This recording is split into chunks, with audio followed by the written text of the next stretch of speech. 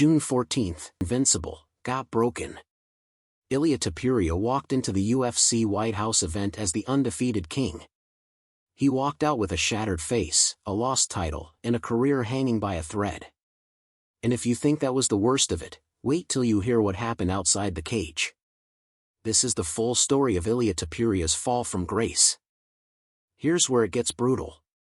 Post-fight medicals showed Topuria had suffered fractures to both orbital bones and a broken nose. The District of Columbia Athletic Commission handed him a 6-month medical suspension. That's 180 days out of action. He can't return until an oral and maxillofacial surgeon clears him. Realistically, we're looking at late December 2026 or early 2027 for his comeback. And it's not just him. Alex Pereira, Ayman Zahabi, and Steve Garcia also got 6-month bans from the same event. But for Topuria, this isn't just a layoff. It's a mental reset. He went from "I will retire undefeated" to "I need to prove I belong again" in one night. As if losing wasn't enough, Topuria has been dealing with something even harder: his divorce. His ex-wife, Georgina Uzcategui Bedell, filed for divorce in late 2025. It turned ugly fast. Topuria claimed in interviews that she threatened to release false domestic abuse allegations unless he paid her demands. He denied everything and took it to court in Madrid. For months he didn't see his daughter Gio. He said in a Sunsport interview, "It was a hard time. I stopped my professional career because I couldn't be 100% focused." In February 2026, they reached a settlement out of court. Georgina got primary. For those new here, Ilia Topuria wasn't just another fighter. He was the prospect. Georgian-born, fighting out of Spain, he went 16-0 in MMA. He knocked out Alexander Volkanovski to become featherweight champion. Then he moved up to lightweight and beat Charles Oliveira to become a 2-division champion. 16 fights, 16 wins. 14 finishes. People were calling him the next Khabib, the next McGregor. His aura was real. Opponents looked scared before the fight even started. But that aura has one weakness: it disappears the moment you lose. Enter Justin Gaethje. The highlight. A man who has never been in a boring fight in his life. UFC booked this for the White House event, UFC Freedom 250. Biggest stage possible. Round 1, Topuria looked sharp. Body shots, takedown attempts. He even dropped Gaethje twice. Fans thought, here we go, another Topuria destruction. But Gaethje is built different. He has a chin made of granite and a game plan made of hell. Round 2 to 4, Gaethje started timing Topuria's aggression. Every time Ilia charged forward, Gaethje clipped him. By round 4, Topuria's face was a mess. His corner saw enough. They threw in the towel before round 5. Final result, TKO, corner stoppage. First loss of Ilia Topuria's career. Post-fight stats showed Gaethje landed 40% more significant strikes. But the real damage wasn't on the scorecards. So what went wrong? Alexander Volkanovski broke it down best. Ilia was too aggressive, too early. He rushed everything. That's why he took damage early. It was a choice he made. It could have paid off, but it didn't. Gaethje himself said Topuria showed skill, those body shots that dropped him proved it. But he exposed a blueprint. Analysts now say Topuria's invincibility is gone. Future opponents won't fear him the same way. Some say he should drop back to featherweight. But Ilia has said he's staying at lightweight. He wants the rematch with Gaethje. The problem? Gaethje might not fight again this year. And the UFC hasn't announced anything yet. So where does Ilia go from here? Option 1, rematch Gaethje in early 2027. High risk, high reward.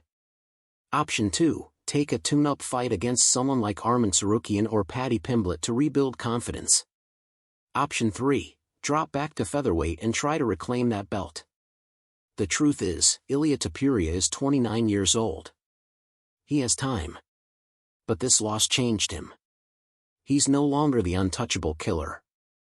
He's human now. And in MMA, human fighters get tested the most. Will he come back stronger? Or was this the start of the decline? That's the story we'll be watching in 2027. Ilia Topuria's story isn't over.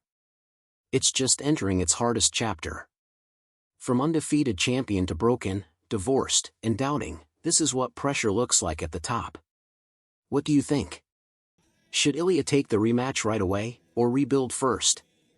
Comment below, and if you want more breakdowns like this, hit subscribe and the bell. Because in MMA, the comeback is always more interesting than the fall. I'll see you in the next one.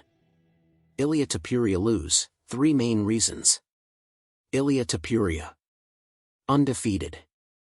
16-0, the man who said no one could stop him. And then Justin Gaethje happened. In 90 seconds, the aura was gone. The record was gone. So what really broke El Matador? It wasn't just one punch. It was 3 mistakes he made months before fight night. Let's break it down. What's up, guys? Welcome back. Today we're diving deep into why Ilia Topuria lost to Justin Gaethje at UFC 314. If you only watched the fight, you saw a knockout. But if you watched the camp, the interviews, the decisions behind the scenes, you'll see Topuria lost this fight long before the cage door closed. And these 3 reasons are a warning for every fighter chasing hype over fundamentals. He underestimated Gaethje's cardio and pressure. Topuria said it himself in the pre-fight presser. Gaethje is old. He fades after round 1. That's a dangerous mindset against the most conditioned lightweight in UFC history. Gaethje's entire game plan is built on volume. 100+ significant strikes per round. Forward pressure that breaks your will. But Topuria trained for a 1-round fight. His camp focused on explosive power, short combinations, and getting the finish early. Why? Because he looked at Gaethje versus Fiziev and saw a fighter who got tired. What he missed was context. Fiziev was landing clean. Topuria didn't. By round 2, Topuria was breathing through his mouth. Gaethje was just getting started.